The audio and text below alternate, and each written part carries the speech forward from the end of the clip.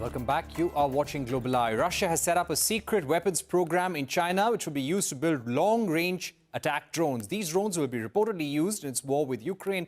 As per a report by Reuters, the program has been set up by a subsidiary of a Russian state-owned arms company. The company has made and flight tested a new drone model in China. China's foreign ministry told Reuters that it was not aware of any such project, while the US government has expressed deep concerns.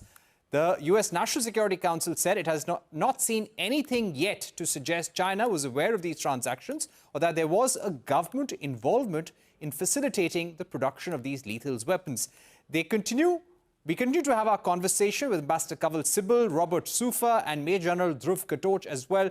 Robert Soofer, if I were to begin with you, how seriously do you take these reports about Russia having a secret drone project in China?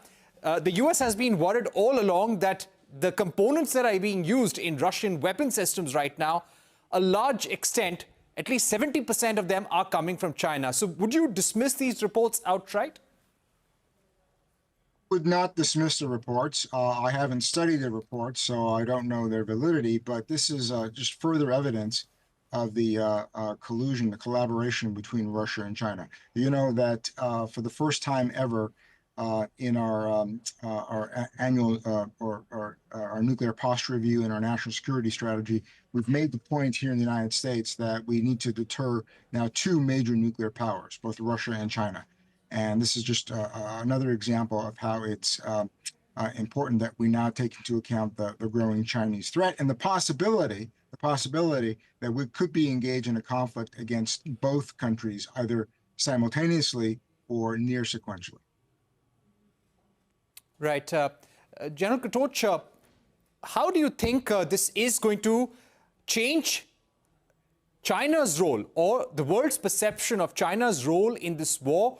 Could this be a build-up towards sanctioning China or maybe calling out China for its support to Russia? Well, very frankly, China has completely denied this story.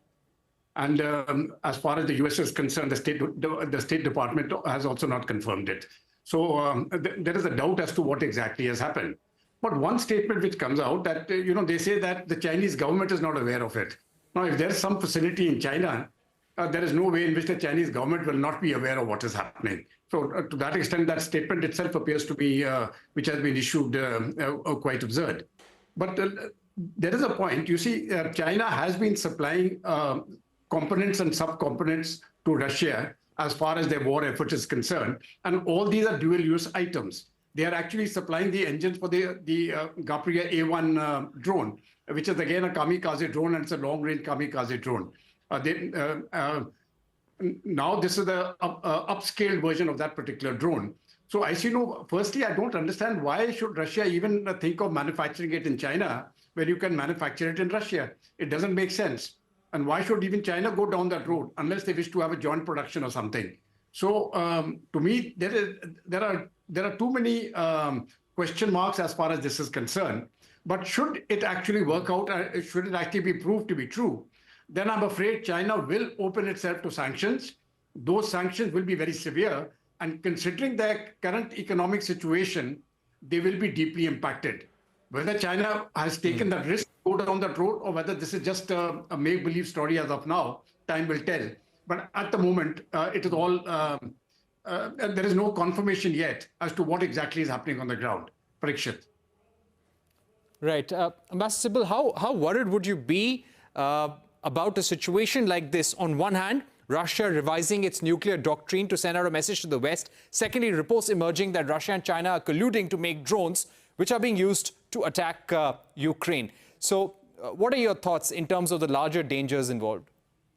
Well, firstly, even if they're manufacturing together these drones, this is not in the same category as nuclear weapons and doesn't pose that kind of a threat.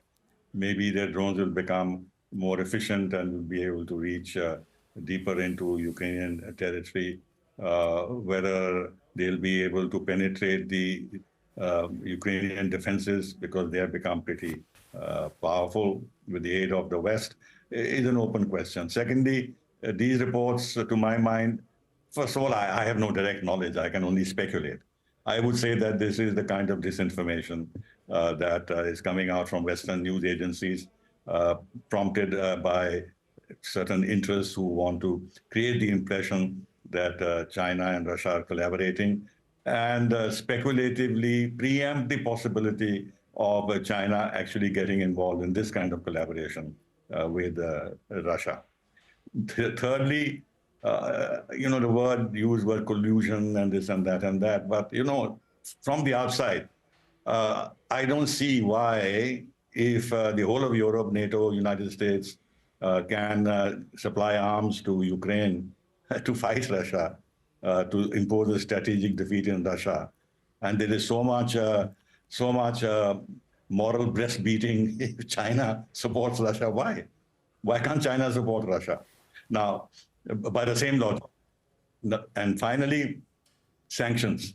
It's easy to sanction Russia because Russia has been sanctioned since the 1970s, or the Soviet Union has been sanctioned.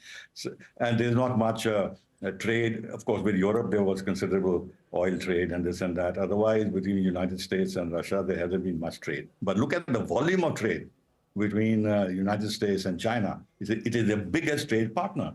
About $750 billion of trade both ways. And then China is now controlling certain very critical technologies, and they're holding them back. And this is causing concern in the West. So if imposing sanctions on China will not be that cost-free a step as in the case of Russia, and the West would have to think more than once before they do it, and Europe would be terribly affected if China hits back. So I would again say that this is actually disinformation. And even if it is not disinformation, I can't see why there should be so much objection to China to also support Russia, because China is the next target of the United States. Openly, they're saying that China is their principal enemy.